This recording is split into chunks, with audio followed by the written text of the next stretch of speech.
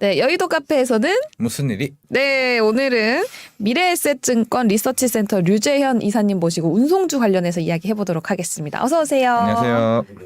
네, 안녕하세요. 처음 뵙나요? 전 처음 뵙습니다. 저도 처음 뵙습니다. 좀 나왔습니다만 네. 오늘은 처음인 것 같습니다. 매경 TV에는 뭐 그쵸, 네. 찾아보니까 네. 유튜브에서는 봤습니다. 뵌 적이 있습니다. 네, 그럼 저희가 처음 얘기를 해볼 게 오늘 일단 주제가 경기 둔화 우려에 네. 대해서 굉장히 많은 이야기가 나오고 있는데 과연 이런 경기 둔화 상태에서 운송주에 관련된 앞으로 전망이 어떨지 짚어봐야 될 것 같습니다. 어떤 걸 먼저 짚어보면 좋을까요, 과장님? 사실 우리가 코로나 초기에는 이제 운송 관련주들이 크게 수혜를 많이 받았잖아요, 이사님. 그러면 사실 지금은 계속 경기 둔화 얘기가 나오고 있는데 뭐 경기 둔화가 되게 되면은 그럼 운송비 자체 내 흐름이나 이런 부분이 어떻게 되는 겁니까? 네, 뭐 사실 운송 업황 이런 것들이 사실 경기를 가장 빨리 반영하는 그런 업종 중에 하나가 아닐까 생각되고요. 그래서 운송주가 뭐 시가총액이 엄청 크고 그렇지는 않지만 그런 측면에서도 좀 관심을 많이 갖게 됩니다. 그래서 사실 이런 뭐 경기 둔화 사이클 이런 것들은 작년부터 조짐이 좀 있었어요. 운송주에서는. 그래서 그림을 보시면은 밸류에이션 지표 같은 경우 거의 조정받은 지 벌써 1년 한 반 정도 된 상황이고요. 성과가 최근에 좀 빠지고 있지만 이걸 이제 전년 대비 증가율로 보면은 역시 작년 12월에 고점을 치고 계속 내렸습니다. 그래서 저희가 작년에 해운주 막 좋았을 때 고점을 좀 조심해야 된다 말씀도 드리기도 했어요. 그때 그때 해운주에서 한창 좋았을 때. 네. 근데 이제 그게 이제 현실화되고 있는데 사실 아직까지 실적을 보면은 체감하지 못합니다. 전체적으로 생각보다 시장의 기대보다 계속 실적이 좋았고 그런데 뭐 사이클상으로도 지금 거의 많이 조정을 받았기 때문에 아마도 내년 초 1분기 정도에는 네. 바닥을 저희가 볼 수 있을 것이다라고 조심스럽지만 기대를 하고 있는 상황입니다. 지금 댓글창을 보니까 렉 걸린다는 이야기가 계속 오고 있거든요. 네, 다시 해결이 됐나 봅니다. 네, 계속해서 가보도록 할게요. 그러면 최근에 이제 사실 뭐 일본도 최근 뭐 입국 문제 이슈도 있었던 것 같고 결국에는 최근에 이런 실제로 모르겠어요. 이게 카지노나 이런 쪽에서는 이제 실제로 실적이 이제 반영이 됐던 것 같은데 실제 다른 국가 포함해서 일본이나 이런 여객 수송령 관련해서 실제로 숫자가 나오긴 했나요? 네, 그러면 인천공항 관련 지표 좀 먼저 화면이 뜨나요? 이제 아직 안 뜨나요? 예. 일단 우리나라 이제 여객수 증가율을 보시면은 19년 대비해서 네. 미국은 한 40% 가까이 회복했어요. 예, 그러니까 19년이 100이라면 한 60까지 올라온 상황이고 네. 유럽이나 동남아 한 60 정도까지 40 정도까지 올라온 상황입니다. 일본 같은 경우가 최근에 살아나기 시작했고요. 네. 아직 미미하긴 하지만 근데 말씀드렸듯이 중국이 문제입니다. 중국이 꿈쩍도 안 하고 있죠.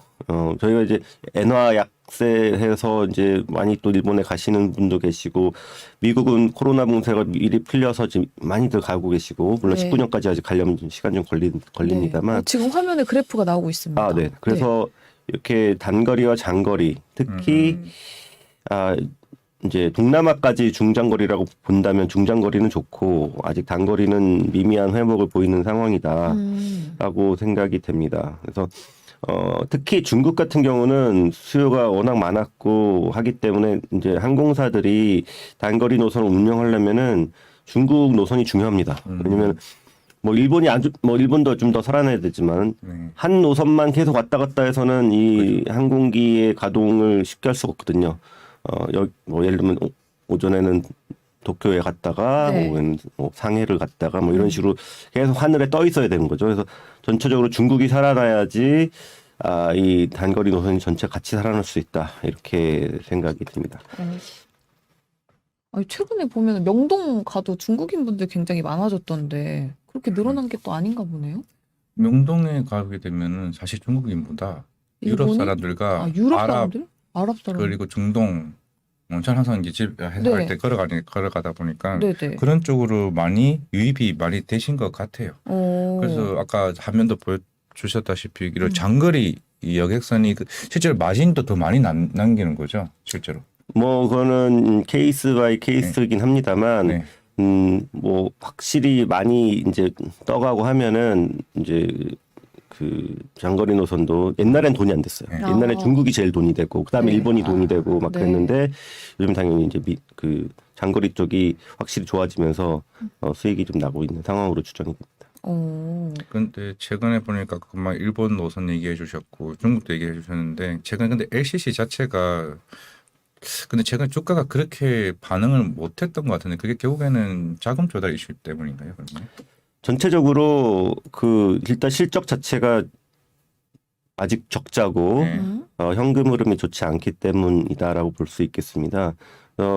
아까 거리별 이제 네. 그 장거리가 차별화된다고 말씀드렸는데 저비용 항공사들은 이제 장거리를 못 가잖아요. 네. 그러니까 차이가 좀 납니다. 그래서 그림 또 보시면은 네.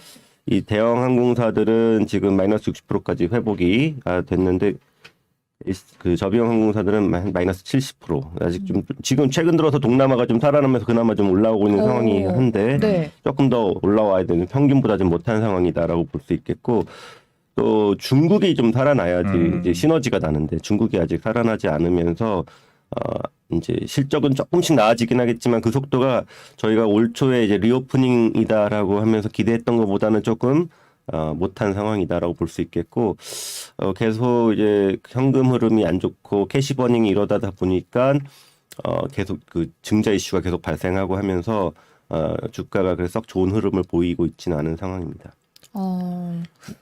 이게 근데 환율 흐름도 영향 좀 많이 미치는 거죠. 그나마 좀 최근에 빠지긴 했습니다.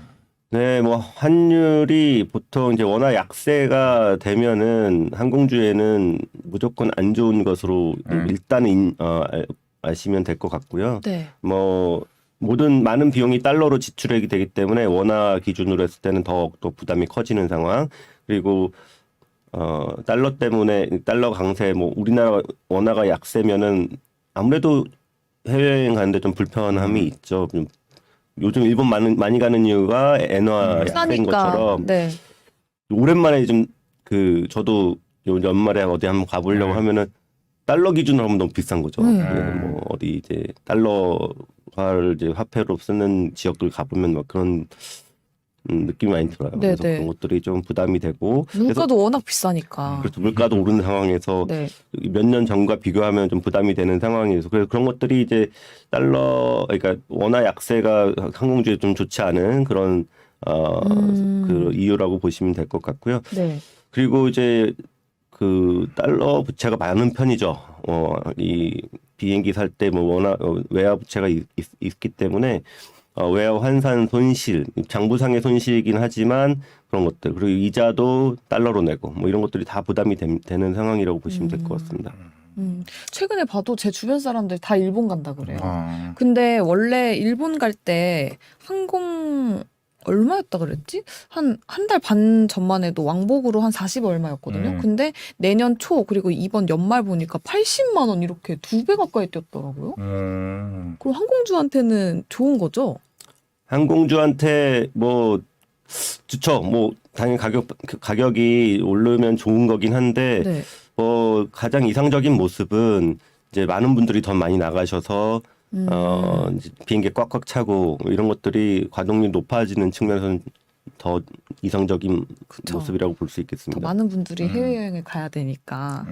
그리고 요즘 보시면은 특히 단거리 쪽 보시면은 이제 유류 할증료, 네. 뭐 공항 사용료 뭐 이런 네. 것들이 거의 그 3분의 1 이상 차지하니까 부담이 많이 되시죠. 예. 그래서 그런 것들이 좀 유가도 좀 빠지고 유류 할증 전체적으로 가격이 좀 떨어지면서 수요가 좀 살아나야 되는 게 이제 급선무라고 볼 수 있겠습니다. 네, 알겠습니다. 그럴 때 이제 중국의 영향도 굉장히 크다는 거죠. 사실 그것 때문에 다 기다리고 있는 것 같아요. 그리고 사실 우리 코로나 시절 때는 사실 지금 항공 회사들은 화물로 사실 어떻게 보면 버텼던 것 같은데 맞아요. 근데 이게 올해 중순부터인가요? 올해 초부터인가요? 이게 여객 수요가 늘어나게 됐는데 대신에 화물 쪽은 좀 줄어들었었죠. 그렇죠. 또 그림을 한번 보시면요. 여객과 화물이 이렇게 정반대로 간다라는 것을 옛날엔 그런 인식이 없었는데 네. 예, 그런 글로벌 시황을 보시면은 코로나가 터진 직후에 당연히 여객의 그 저희 로드 팩터군 탑승률이라고 하는데 이게 급격히 떨어집니다. 반면에 화물은 탑재율이 급격히 가동률이라고 볼 수 있겠죠. 많이 올라갑니다. 그 극명한 이 대조를 보여주고 최근 들어서는 여객이 이제 살아나면서 오히려 화물은 좀 부진한 모습을 보여주고 있습니다. 많은 이유가 있겠지만 코로나 터졌을 때 이제 사람들이 왔다 갔다 안 할 때는 네. 화물은 왔다 갔다 하잖아요. 네. 그리고 화물 수요가 좀 많았고 그리고 이 탑재로 올라간 이유는 여객기가 안 뜨면서 네. 여객기 그 밑에 이제 또 짐 싣는 데가 있거든요. 저희가 벨리카고라고 부릅니다. 여객기가 안 뜨니까 그 공급이 늘어나질 않는 거죠. 공급은 줄어들고 화물은. 그러니까 이제 순수 화물기는 뜨는데 네. 여객기와 같이 쓰는 화물기 공간은 안 뜨는 거예요. 아. 그러니까 공급이 늘어나지 않고 네. 수요 늘어나니까 당연히 가동률이 많이 올라가면서 가격이 급등하는 그런 모습을 보여준 바 있습니다. 반면에 요즘엔 다시 여객기가 뜨니까 공급이 다시 늘어나게 됐죠. 화물 입장에서 보면. 그렇게 되면서 이제 요즘 또 경기도 안 좋고 하니까 수요가 줄고 그래서 다시 떨어지는 모습. 대한항공은 조금 그래도 버텨주는 모습을 보여주고 있어요. 여객은 글로벌 시장에 비슷하게 이제 회복을 했는데 화물도 떨어지긴 떨어지지만 그렇게 많이 떨어지고 있지는 않다. 네. 이렇게 볼 수 있겠습니다. 대한항공은 버텨주는 확실히 화물 쪽으로는 계속 견조한 흐름을 보여줬네요. 그게 이제 실적이 생각보다는 버텨주는 가장 큰 원인이 될 수 있겠고요. 그래서 지금 물론 뭐 대한항공이 주 무대인 인천공항 같은 경우도 보시면은 수요가 많이 떨어지고 있어요. 바로 수요가 떨어지고 있는데 네. 그래도 어느 정도 매니지를 할 수 있는 이유는 일단은 그 가격을 보시면요. 가격 지표를 보시면 좀 글로벌 시장은 거의 반토막이 났어요. 요금이. 네. 대한항공의 요금은 역시 좀 잘 버텨주고 있는 상황이죠. 이게 이제 달러 약세의 원인이 될 수도 있겠고요. 그다음에 중국이 아직 봉쇄에서 풀어나지 않으면서 상대적으로 견조하게 인천공항 쪽으로 수요가 몰리고 있는 그런 이유도 볼 수 있을 것 같은데. 그래서 그러니까 원래 아까 그 원화가 약세면은 네. 항공사한테 안 좋다라고 말씀드렸는데 화물만 봤을 때는 약세가 좋은 거거든요. 그리고 전체 매출에서 화물 비중이 많이 올라온 상황이기 때문에 네. 생각보다 대한항공 같은 경우는 실적이 잘 버텨주고 있다. 그래서 지금 거의 1년 내내 애널리스트들의 기대치를 계속 상회하는 모습을 보여준 바가 있습니다. 화물 쪽은 그럼 원화가 약세를 보이면 오히려 좋은 이유는 싸니까 더 많이 이용을 하기 때문이에요? 하는 거고. 뭐 수출을 이제 원화 약세는 보통 수출이 많이 되기도 하고 네. 그리고 이제 그 화물은 요금을 달러로 받아요.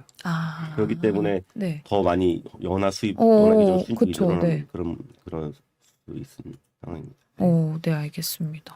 그러면 개인적인 질문인데 물론 최근에 대한항공이랑 아시아나항공 기업 결항 이슈 이거에 대해서는 사실 주가에는 큰 영향력은 좀 덜한가요? 어차피 예상대로 흘러가는 건지 아니면 일단은 뭐 일반적인 기대는 올해 연말까지 결론이 난다라고 했는데 조금 이제 미국에서 최근 이제 보류 이슈 뉴스가 좀 있었고 그래서 네. 조금 늘어지는 분위기라고 생각했습니다. 사실 근데 대한항공과 아시아나가 둘이 그 같은 회사가 된다라는 거 원래는 상상하기 힘든 그렇죠. 그런 상황이었어요. 네.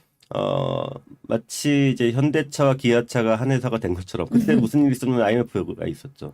지금은 이 두 회사가 같이 합친다는 거는 사실 공정 위상 사실 이슈가 독점 이슈가 커질 수밖에 없는 상황인데 코로나 때문에 워낙 힘들다 보니까 이 이슈가 생긴 거고 되면은 장기적으로는 상당히 위상은 올라갈 것으로 봅니다. 우리나라에서는 물론이거니와 해외 글로벌리 보여도 대형 항공사가 이제 탄생하게 되는 것이니까요. 네.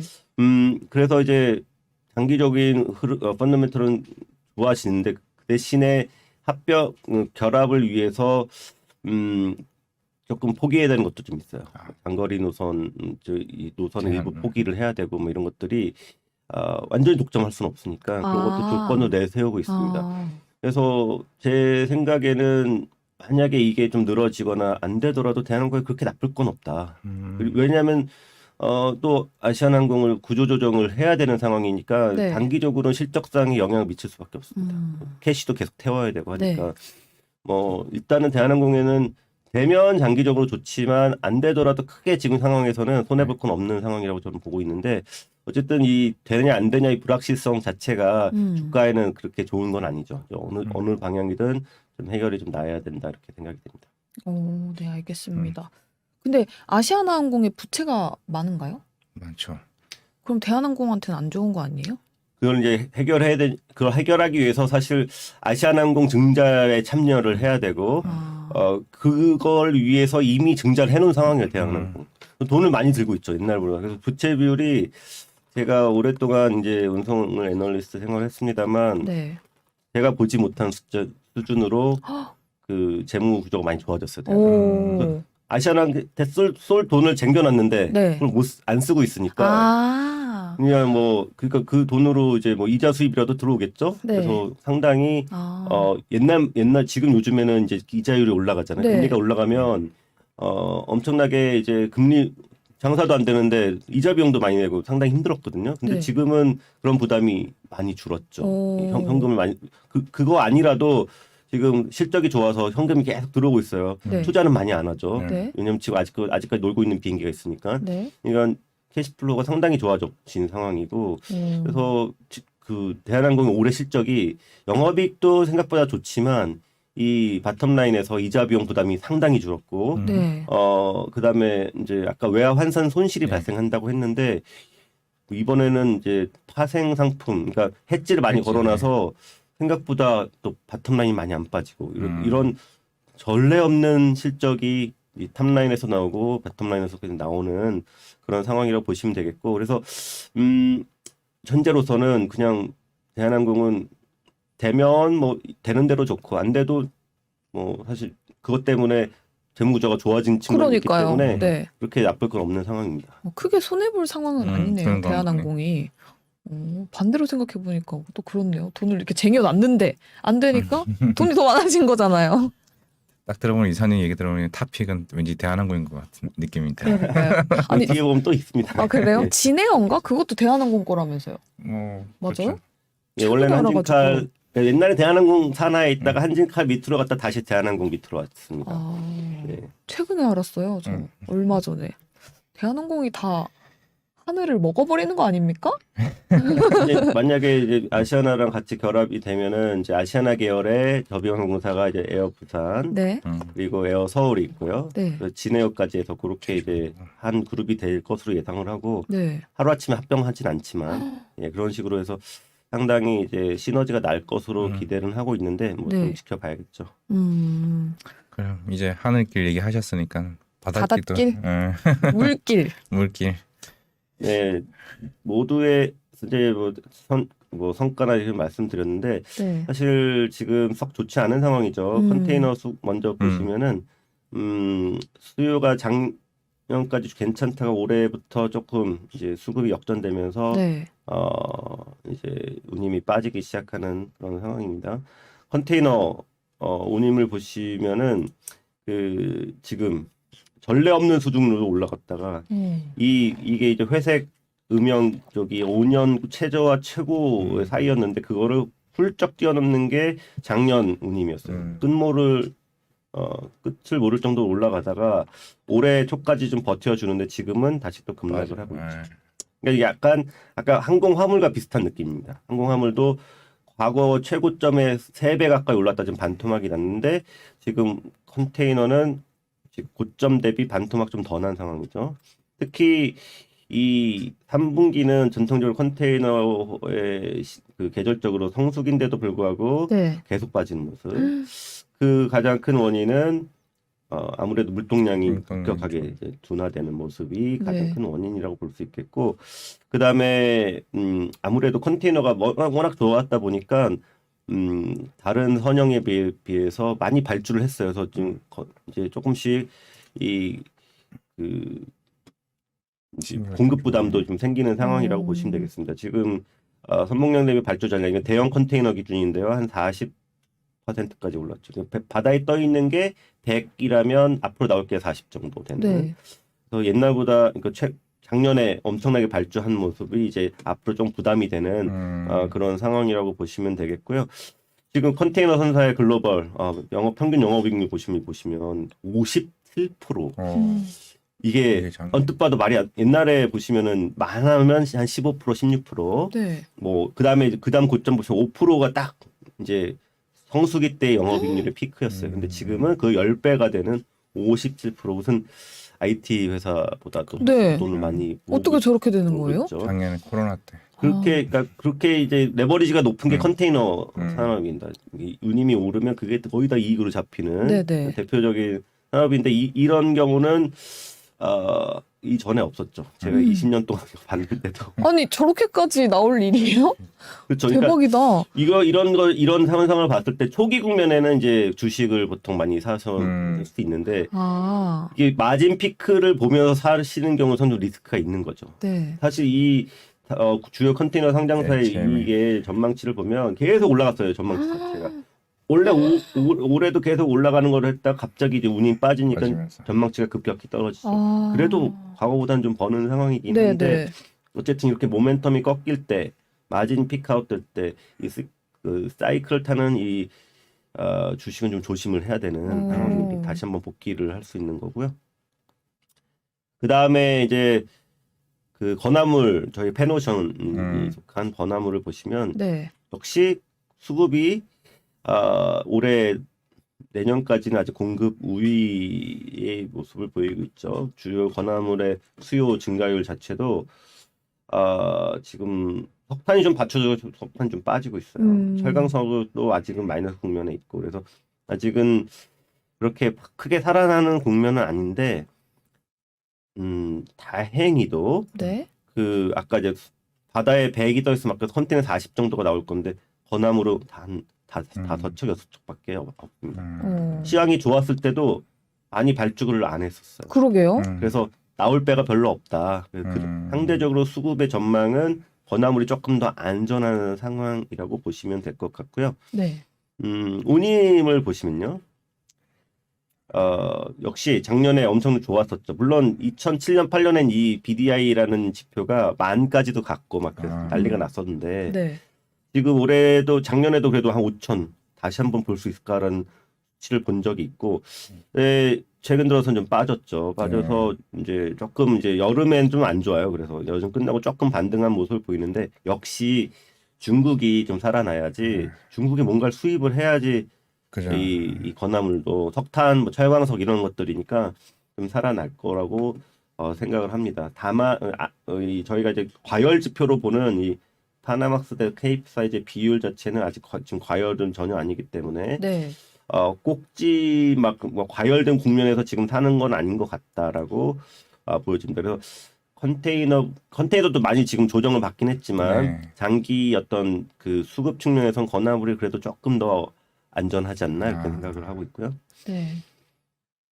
그리고 그런데 내년 보면은 이슈가 하나 있어요. 해운 같은 경우는 이제 탄소 규제가 내년에 강화가 됩니다. 네. 원래 뭐 이슈가 됐던 건 이제 고유황유를 쓰냐 저유황유를 쓰냐인데 요즘 그런 이슈보다는 이산화탄소 발생을 줄여라. 네. 이게 지금 이슈가 되고 있는데 그렇게 그러면 어떻게 해야 되냐면 엔진을 바꿔야겠죠. 연료를 바꿔야 돼요. 친환경으로. 네, 친환경 연료를 하는데 요즘 많이 하는 게 LNG로 네. 많이 바꾸고 있어요. 근데 예를 들면 건화물 같은 경우는 성과가 높지 않은데 그 LNG 쓰기 좀 부담스럽거든요. 네. 그러니까 많이 발주가 안 나왔다라고 컨테이너에 비해서는 그렇게 해석을 하고 있는데요.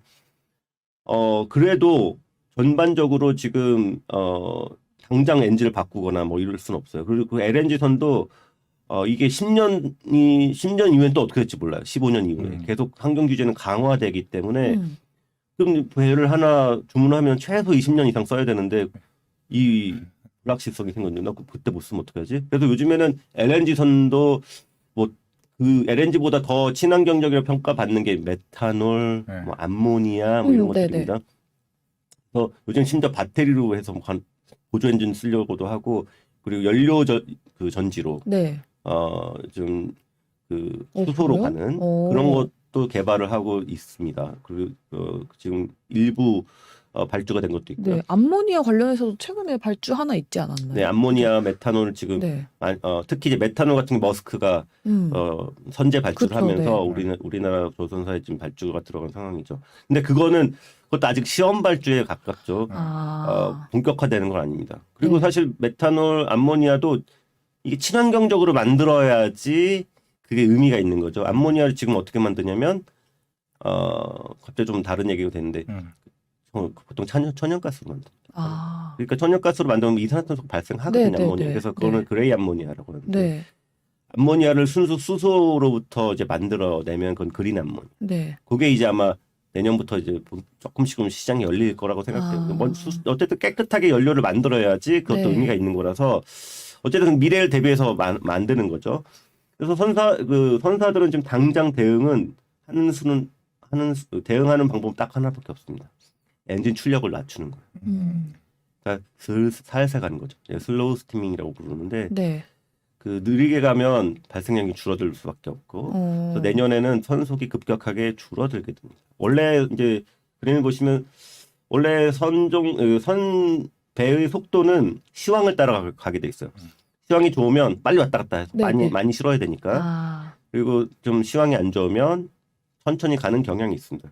장기적으로 조금씩 줄어드는 상황이기도 한데 이게 내년부터는 급격히 떨어질 겁니다. 그러면 배가 천천히 가게 되면 공급이 줄어드는 효과가 나타나요.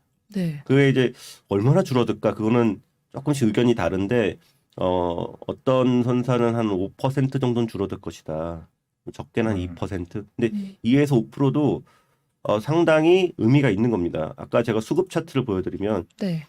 이게 수급해봤자 이게 뭐 2% 3% 이거잖아요. 이게 공급 증가율 까만색 선이 3, 4 정도 내려간다고 보면 수급이 바로 역전되는 거예요. 그러니까 또 운임이 올라갈 수 있다라는 기대를 가질 수 있는 게 내년이고 그래서 지금은 일단은 수급이 안 좋고 수요가 떨어지고 그래서 좀 시황이 안 좋지만 내년엔 제가 아마 상반기 저점이 아닐까 생각합니다. 수요가 조금씩 반등하는 국면에서 공급이 줄어들면 또 저희가 운임 상승의 계기를 한번 또 볼 수 있는 것이죠. 네. 그래서 물론 확인 한번 들어가고 매매를 하시는 게 안전하겠습니다만 어쨌든 내년에 이러한 또 이전에 보지 못했던 어떤 규제의 영향이 나타날 수 있다라는 점을 유념해 주시면 좋을 것 같습니다.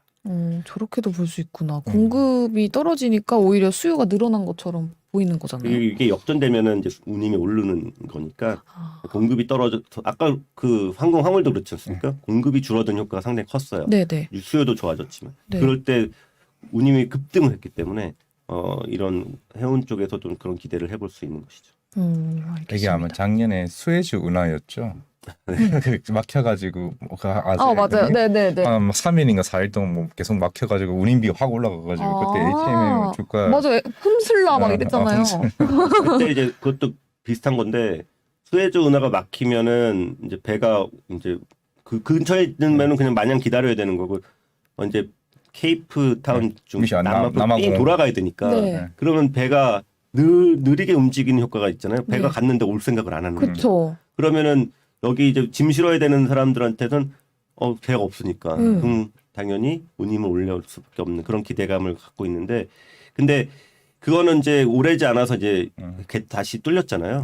또 금방 이슈가 단기적인 이슈인 거고 그런 것들은 근데 제가 말씀드린 탄소 규제는 뭐 엔진이 바뀔 때까지는 계속 있는 거예요. 앞으로. 맞아요. 그러니까 이제 조금 장기적인 이슈다. 네, 그렇게 생각을 하고 있습니다. 탄소 관련해서도 좀 살펴봐야 되는 거였네요. 또 궁금한 게 사실 아까 중국 쪽도 얘기하셨지만은 사실 유럽도 경기 침체잖아요. 만약에 여기서 살아나면은 결국 H&M도 해운 쪽도 장거리를 가는 거니까 오히려 유럽 쪽이 살아나는 게 오히려 매출이 더 큰 영향 아닌가요?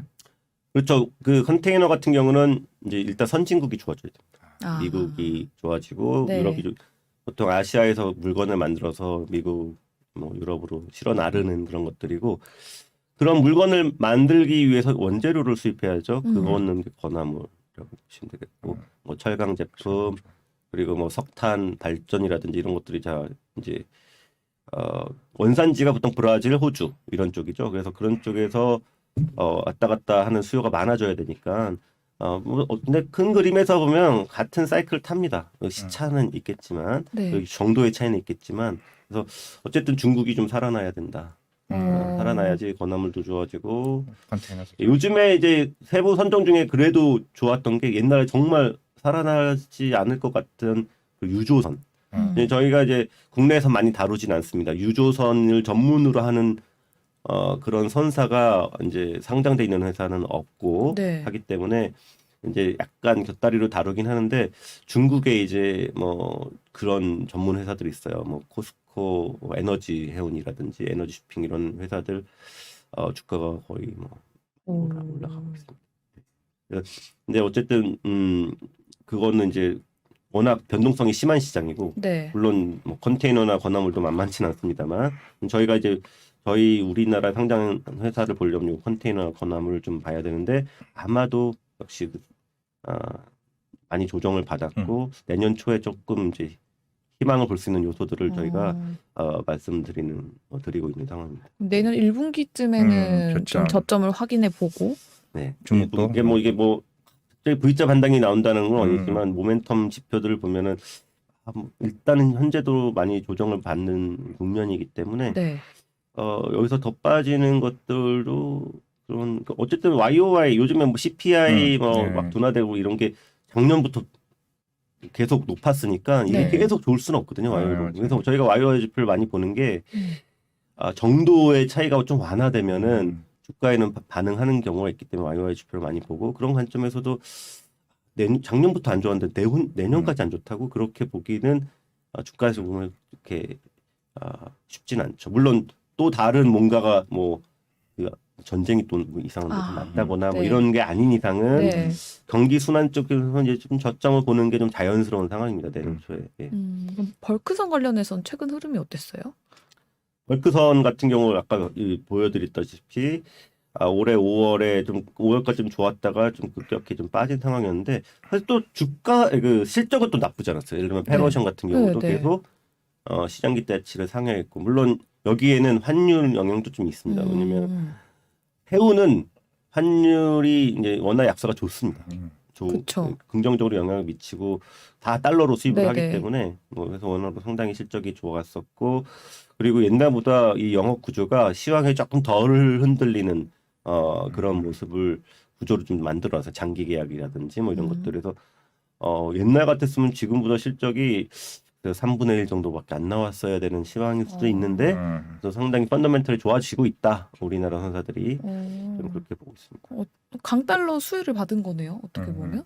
네, 맞습니다. 뭐 어쨌든 수출을 많이 하면 좋은 거잖아요. 네. 특히 컨테이너 같은 경우는 네. 워낙 약세가 좋은 것도 있고 그리고 달러 수입이 많으니까 네. 그리고 그 선사별로 좀 차이가 있지만 달러로 보통 회계를 많이 하고 그다음에 원화로 환산하는 저희 뭐 기능통화제라고 얘기했는데 정확히 말하면 달러를 기능통화로 쓰고 있는 회계 처리를 방식을 하고 있어요. 그래서 심지어 달러 부채가 많더라도 미국 회사라고 보시면 됩니다. 요즘 같은 상황에 오히려 외화 환산 이익이 나죠. 그거를 네. 이제 원화로 환산을 하다 보니까 더 실적은 더 좋아 보이는 것이고 그래서 그런 것들을 이제 더 고려를 하다 보면은 사실 해운주가 또 이제 옛날보다는 뭐 재무적으로도 그렇고 영업 구조적으로도 그렇고 과거와는 좀 다른 모습을 보이고 있는 게 사실입니다. 네, 알겠습니다. 해운주는 여기까지 보고 하고 택배? 택배 택배 이야기 조금 해볼까요? 오늘 다 하겠습니다. 네, 오늘 이사님이 굉장히 많은 걸 준비해 주셔가지고 네. 9시 되기 전에 다 여쭤봐야 예. 됩니다. 운송이 참 그래요. 이게 항공이 다르고 해운이 다르고 택배가 다른데 맞아요. 네. 한 업종으로 다 보고 있어서 볼 게 많습니다만 그쵸. 택배하면 이제 코로나 때문에 많이 더 수혜를 그쵸. 입었죠. 많이 다들. 시켰죠. 직접 쇼핑을 안 가고 오히려 더 많이 그냥 예. 배송을 시켰으니까. 맞습니다. 저희 어저께도 저희 그 와이프가 저기 출장을 가 있는데 계속 택배가 와 있는 거예요. 어디서 매일 와 매일. 아침에 이만큼 쌓여 많이 있잖아요. 당황하신 것 같은데. 들어가다가 발에 채여갖고 깜짝 놀랐습니다. 당연히 없을 줄 알았는데 또 그만큼 이제 우리 일상생활에 많이 들어와 있는 게 이 택배인데 네. 코로나 때문에 수혜를 입었죠. 그래서 단가도 많이 올랐고요. 그림을 보시면은 대한통운 기준이긴 합니다만 사실 이 단가 오르는 게 이 업계의 수건이었어요.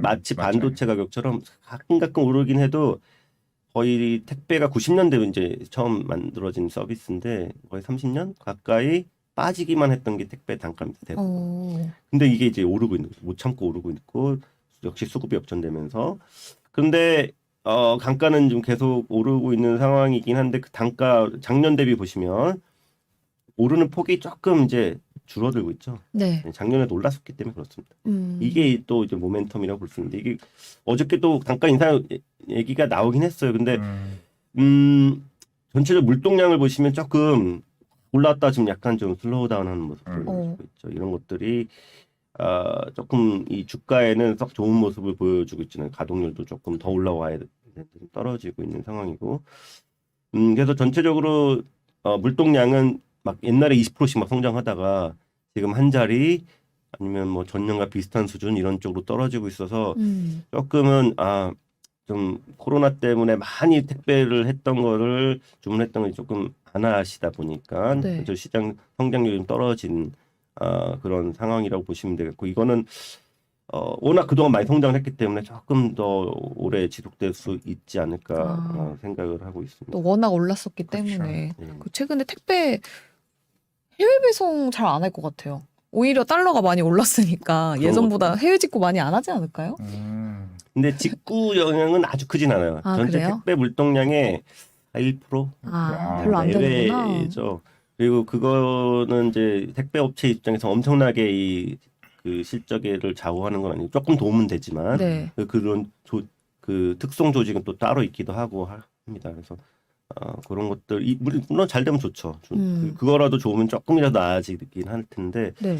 어쨌든 뭐 그동안 막 좋다고 해서 투자도 많이 한 상황이거든요. 네.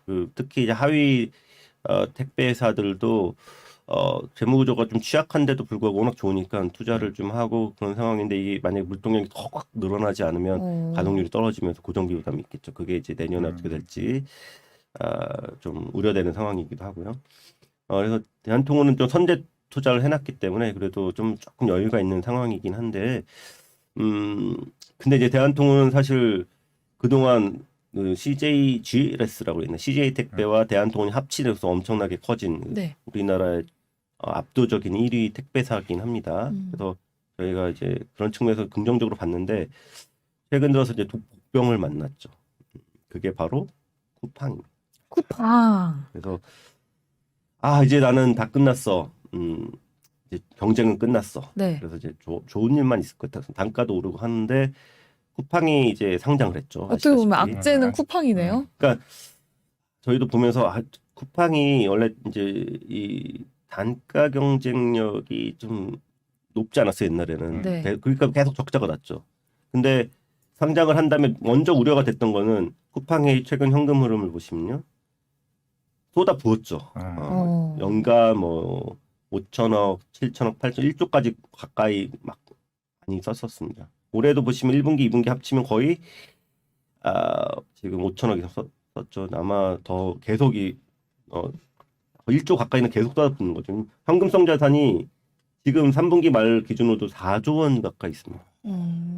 달러로 또 쟁겨놨잖아요. 네네. 그러니까 막 돈 쓰는데 그렇게 돈이 줄어들지도 않는 것 같고 어쨌든 이거를 뭐 계속 쏟아붓는다고 보면은 지금 이게 돈류 쪽에 많이 투자를 하잖아요. 네. 그러니까 1위인 대한통운도 이제 상당히 거센 도전을 받게 되는 것이죠. 쿠팡이 진짜 무시할 수가 없는 게 제가 최근에 쿠팡 슬로건을 하나 봤거든요. 물류창고 앞을 지나갔었나? 근데 그 슬로건에 뭐라고 써 있냐면 쿠팡 없이는 안 될 세상을 만들겠다고. 굉장히 공격적인 모습이더라고요. 그래서 지금 뭐 시청자분들도 혹시 그 온라인 쇼핑을 하시는 네. 모바일 쇼핑 하시는 분들이 새벽 배송도 받아야 네. 되고. 뭘 살 때 네이버 대한통운 이제 네이버랑 같이 이제 네. 하고 있죠. 네이버나 다른 걸 하는지 아니면 쿠팡 앱을 나도 모르게 키고 있는지 네. 뭐 그런 것들 워낙 이게 배송이 편리하고 좀 부담도 적기 때문에 그런 상황인데요. 대한통운도 그래서 지금 힘을 내는 상황인데 네. 사실 그 캐펙 사이클이 한번 끝났다고 생각했어요. 그 곤지암의 메가허브 터미널이 78년에 이 캐펙스가 계속 돈은 적게 쓰는 그런 모습이었는데 이제 앞으로 다시 좀 써야 될 모습 상에 대응을 해야 되고 네이버가 지금 풀필먼트 서비스를 확대를 하고 있기 때문에 거기 또 맞춰줘야 되고 그래서 캐펙스를 다시 늘려야 되는데 약간 좀 애매하죠. 많은 회사들이 지금 내년에 어떻게 될지 모르니까 캐펙스 줄입니다. 돈 안 쓰려고 하고 네네. 있는데 쿠팡은 계속 달리려고 하고 있고 맞아요. 그래서 안 하자니 밀릴 수도 있을 것 같고 음. 하자니 조금 내년이 예. 어떨지 모르니까. 사실 여기에 대응하려고 대한통운이 중국 회사를 매각도 했었어요. 네. 그 CJ 로킨이라고 중국에서 1위 물론 1위 엄청난 마켓을 갖고 있지는 지금 냉동 물류하는 로킨이라는 회사를 사서 참 좋아했었는데 네. 그거를 내놓을 정도로 국내 상황이 조금 더 좋지 않았다. 바퀴 돌아가고 있는 네. 상황이죠. 물론 결국은 저희는 이제 네이버랑 쿠팡이 양분할 것이다 이 시장을 그래서 대한통운이 결국은 이게 크게 밀리진 않을 것이라고 보고는 있습니다만 어쨌든 생각지도 못했던 옛날에는 그래도 되겠어라고 했던 도전자가 이제 실질적으로 아니라고 했던 도전의 어떤 모습이 쿠팡에서 좀 보이고 있는 것이죠. 네네. 그래서 그런 것들이 새로운 대한통운 과제가 되고 있는 상황입니다. 지금 댓글창에도 하나 올라왔는데 김팔라딘님께서 택배도 리오프닝 영향을 받아서 줄어든 건가요? 이렇게 올라왔거든요. 그렇죠. 왜냐면 그 다들 락다운 됐을 때 엄청 많이 하셨으니까 그쵸. 그때보다 좀 줄어든 거죠. 요즘 국제선이 뜨면은 아무래도 제주도 덜 가시지 않겠습니까? 또 국내 뭐 네. 여행도 좀 줄어든 그런 효과랑 비슷하다고 보시면 될 것 같아요. 근데 그게 이제 펀더멘털리 안 좋다라기보다는 네. 이제 쏠림 현상이 좀 완화되는 그런 거죠. 그리고 아직은 온라인 쇼핑 침투율이 좀 더 올라와야 되기 때문에 전체적으로 시장은 조금 더 커질 거라고 보고는 있습니다. 그리고 또 카카오톡 선물하기 때문에 택배 많이 늘지 않았을까요? 그걸로 생일 선물하잖아요. 택배. 근데 제가 뭐 네이버나 그 카카오 주가 실적 보면 항상 이커머스 쪽에서 실적이 안 좋은 거 보니까 그 당연히 저쪽도 안 좋아지지 않을까요? 근데 쿠팡도 보니까 상장 이후 처음으로 흑자 이번에 냈다고. 그렇죠. 이제 심지어 이제 흑자까지 됐다 보니까 네. 쿠팡은 뭐 보통 이제 처음에 상장했을 때는 저거 해봤자 2년이면 2년 이상 못 버텨 막 이랬는데 이제 자생력이 생기려고 하는 거죠. 네네. 내부에서 자금 조달이 없어도 그래서 쿠팡이 좀 더 우려로 택배사 입장에서 우려로 다가오는 상황입니다. 근데 이제 4분기 정도 되면 쇼핑 시즌 아닙니까? 블랙 프라이데이. 바로 다음 주부터 시작 아닌가요? 네, 맞아요. 그러면 이제 택배사한테는 4분기 실적은 좀 어때요? 실적은 전반적으로 또 크게 나쁘진 않아요. 오. 과거 대비해서 실적이 한 단계 레벨업된 상황입니다. 물론 업체마다 좀 다르긴 합니다만, 근데 대한통운 기준으로도 1,000억 넘는 실적이 좀 나온 상황에서 4분기도 나쁘지 않을 거예요. 네, 나쁘지 않고 다른 사업부도 좀 다 올라오는 상황이기 때문에 나쁘진 않은데 문제는 시장 기대치를 조금 하회했어요. 3분기 때. 시장 기대치보다 높냐 안 높냐 이게 또 주가에는 또 중요한 상황이니까. 네. 그거를 좀 뛰어넘을 수 있는 그리고 내년에 이 제가 말씀드렸던 이런 쿠팡과의 이제 본격화될 이 게임에서 네. 어떻게 보면은 쿠팡과 네이버의 싸움인데 이제 네이버 쪽에 대한통운이 있는 것이니까 같이 네. 영향을 받는 네네. 상황이죠. 그래서 그런 것들이 어느 정도 이제 정리가 될 수 있을 것이냐. 이게 또 예를 들면 치킨 게임으로 가서 막 또 돈을 쏟아붓는 상황이 올 것이냐, 아니면 어느 정도 선에서 둘이 이제 양분하는 시장으로 갈 수 있을 것이냐, 뭐 그러면서 성장을 같이 누릴 수도 있거든요. 그런 것들이 조금 더 확실해지면 또 주가에는 긍정적으로 영향을 미치겠죠. 근데 다들 댓글에서 그러네. 블랙 프라이데이 기대도 안 한다. 그러니까 또 경기 침체 이야기도 계속 나오고 있고. 그렇죠. 뭐 사실 이번에 또 크게 계획을 했었는데 안타깝게 이번 또 안 좋은 또 일이 있었고 그러면서 네네. 마케팅을 많이 안 했다고 맞아요. 하더라고요. 그래서 그런 것들이 어떻게 또 4분기 실적에 영향을 미칠지 좀 우려되는 상황이기도 하고요. 물론 뭐 계절적으로는 좋지만 주가에서는 작년 블랙 프라이데이보다 좋아야 되는 그런 게 좀 모멘텀이 있어야 되거든요. 그래서 네네. 그런 측면에서는 조금 4분기가 이쪽에서는 뭐 어떻게 될지. 작년보다 좋아야 된다고요? 뭔가 작년보다 안 좋을 것 같은데 느낌이. 그래서 이번 강군제도 약간 그런 흐름이었던 것 같아요. 강원제도 사실 기대가 조금 있긴 했는데 사실 생각보다 기대에 못 미쳤잖아요. 못 미쳤던 이슈도 있었던 것 같기 때문에 그러니까. 골프도 아마 좀 그러지 않을까. 생각보다. 네. 약간 조용히 넘어가려고 하는 것 같아요. 그런 이 느낌. 계절성이 강한 이런 종목군들, 업종군들은 작년보다 좋아야 돼요. 그렇습니다. 작년부터 기대감. 당연히 보통 이제 여름에는 휴가 시즌에 많이 가시죠. 네. 뭐 비행기 많이 타시지만 그렇다고 주가 오르는 거 아닙니다. 그쵸. 작년보다 좀 안 좋아요.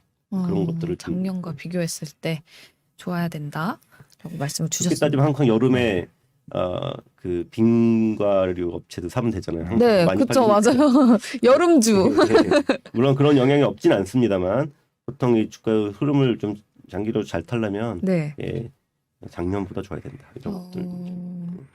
사실 저는 저한테 만약에 개인적으로 쿠팡과 네이버를 골라라 하면 쿠팡이거든요.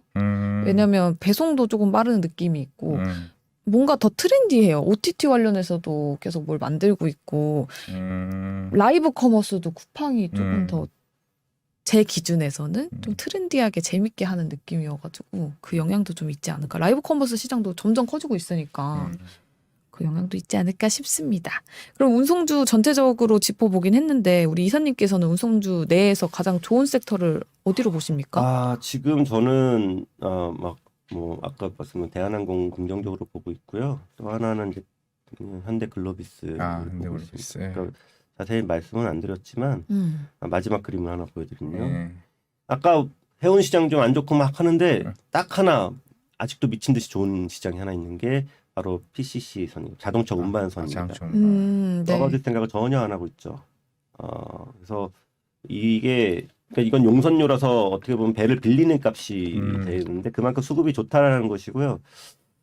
자동차 작년에 반도체 등등 해서 많이 안 좋잖아요. 어쨌든 올라오고 있단 말이죠. 물론 이제 시장이 이제 뭐 경기 안 좋다고는 하지만 그래도 근데 공급이 또 많이 안 됐기 때문에 시장이 상당히 좋습니다. 현대글로비스 같은 경우도 선제적으로 투자를 많이 해놔서 선대를 많이 늘린 상황이에요. 요즘엔 좀 오히려 줄이고 있어요. 왜냐면 지금 배를 사면은 꼭지 잡으니까 네. 오히려 이렇게 되면 어떤 현상이 벌어지냐면 글로비스 입장에서 수요는 많은데 배는 안 느린다. 그러면 고객을 골라서 받을 수 있어요. 돈 되는 고객만 받을 수 있어요. 그래서 아마 단가도 더 높아질 것 같고 아시다시피 작년 올해 계속 현대차가 아닌 그 자동차 회사에서 계약을 맺고 있어요. 그것도 상당히 의미 있는 거죠. 원래는 생각해 보시면 해외 자동차 회사가 현대차 계열사한테 굳이 주문을 안 주겠죠. 네. 근데 그런 것들이 이제는 의미 있게 터지고 있는 게 작년 올해. 그래서 그 실적이 본격적으로 이제 들어오는 게 내년부터입니다. 그런 것들이 이제 내년 실적도 좀 긍정적이게 되겠고 그러다 보니 또 실적이 또 사상 최고 실적을 계속 기록을 하고 있는데 주가가 그렇게 많이 오르진 않았어요. 그래서 그렇게 되면 밸류에이션이 많이 떨어지겠죠. 그래서 상당히 매력적인 밸류에이션 구간에 있다라는 점에서 의미가 있다. 근데 현대글로비스의 장기 주가는 보통 현대차와 흐름을 같이 하긴 하는데 현대차가 잘 팔려야지 글로비스도 실어 나갈 게 많으니까. 그게 이제 상식인데 아마도 내년부터는 현대차도 잘 되겠지만 글로비스가 조금 더 의미 있는 현대차가 이렇게 많이 팔려 할 정도로 의미 있는 실적이 현대차 이외의 비계열 물류에서 좀 더 의미 있게 나올 것이라고 보고 있습니다. 그래서 그런 종목들 좀 현대글로비스 주의해서 보고 있습니다. 네, 지금 김팔라디님께서 자동차 운반선은 생각도 못했네요. 대박 이러는데 아주 니치 마켓이에요. 그래서 뭐 일반적으로 하는 회사들이 이렇게 많지는 않습니다. 유럽 선사, 일본 선사 정도 어느 정도 자동차를 만들고 수출해야지 또 그런 나라에서 자동차가 생기는 거잖아요. 그래서 이제 앞으로 볼 게 이제 중국이죠. 중국이 자동차를 이제 수출하기 시작하는데 내수용입니다. 근데 아직 중국에는 이렇다 할 자동차 운반선 사가지고 없는 상황이죠. 그러니까 글로비스 가서 좀 실어 나르고. 중국에서도 돌아 계속 중국 이야기가 나오네요. 아주 큰 건 아닙니다만 그러니까 보통은 이제 글로비스가 옛날에는 현대차를 실어 나르면 어디로 나릅니까? 유럽이나 네, 미국으로 그렇죠. 나르겠죠. 예. 올 때는 어떻게 하죠? 빈배로 옵니다. 네. 아, 그렇게 되겠죠. 그러면 손해잖아요. 가동률이 반밖에 안 되는 거죠. 근데 만약에 올 때도 뭔가를 실어 실어 갖고 오면. 그게 바로 유럽차, 미국차가 된다면 아. 특히 유럽이 많죠. 우리나라 같은 경우. 네. 그러면 그거는 생각지 못한 수입이잖아요. 그쵸. 네, 그러니까 그건 실어 나르는 족도 다 그냥 순이익으로 잡히는 거야. 그러니까 음. 그런 그러니까 쉽게 말하면 그런 겁니다. 그래서 이 운송은 항상 비행기도 꽉꽉 차 있어야 되고 배도 꽉꽉 차 있어야 돼요. 근데 사람은 보통 가면 다시 오죠. 여행 가면 배 그 화물은 가면 안 옵니다. 안 오죠. 뭔가 거기다 다른 두고 걸 오죠. 실어 나르야 돼. 그쵸. 그게 힘든 거예요. 그래서 올 때는 아주 싼 값에 뭐라도 실어 오려고 하는 게 그래서 심지어 이제 여객도 그렇지 않습니까? 외항사가 좀 싸잖아요. 네. 그런 현상 때문에 그런데 그게 심하지 않은데 화물은 그게 엄청 심하죠. 반값이 떨어지게 됩니다. 텅 비어서 오는 것보다 훨씬 좋으니까. 그러니까 훨씬. 예. 그래서 그런 이제 것들이 그러니까 당연히 그 유럽 선사 입장에서 글로비스가 싸게 오퍼를 할 수도 있겠죠. 네. 오히려 그러니까 그쵸. 예. 그러면서 더 단가 경쟁 쪽도 되게 찌해지는 거고. 그래서 우리나라뿐만 아니라 이제 오면서 뭐 중국에서도 내려올 수 있고 뭐 다양하게 네트워크를 구성하면은 훨씬 더 가동률이 올라가면서 옛날에 보지 못했던 이제 마진이 나타날 수도 있는 거고 그런 것들이 이제 서서히 보인다고 하면 또 다시 주목을 받지 않을까 이렇게 기대하고 있습니다. 네, 알겠습니다. 주인공은 마지막에 나왔습니다. 저도 PC 시선. 마지막이었어요. 결국에는 저도 현대글로비스. 네, 느낌 결국에는 주시네. 마지막엔 현대글로비스. 마지막 돌아 중국 아니고요. 현대글로비스입니다, 여러분. 지금 저희가 얘기를 네. 하면서 장이 시작됐는데 뭐 특별히 체크해볼 거는 하이닉스가 좀 급등을 하고 있습니다. 하이닉스 급등이요? 네. 와, 어제는 어제 급락하면서 급락했는데 시작했는데. 또 시장을 이끄는 게 하이닉스인 것 같네요. 네. 어제 뭐 애플 반도체 필라델피아 반도체 지수도 조금 많이 올랐고 네. 그래서 좀 시장은 나쁘지 않은 것 같네요. 뭐 어제도 빠졌다가 올라온 회복세여가지고 우리나라 시장은 먼저 오늘 조금 어제 뭐 네옴시티 이슈도 있었지만은 네. 그래서 좀 흐름은 나쁘진 않은 것 같습니다. 알겠습니다. SK 하이닉스가 또 올라가면서 시작하는 우리 시장이었습니다. 오늘 운송주 관련해서 미래에셋증권 리서치센터 류재현 이사님 모시고 이야기 나눠봤는데요. 좋은 정보 알차게 준비해 주셔서 정말 감사합니다. 네, 돈돈 모닝 라이브는 여기서 인사드리도록 하고요. 다음 주 월요일 오전 8시에 다시 찾아뵙도록 할게요. 여러분 고맙습니다.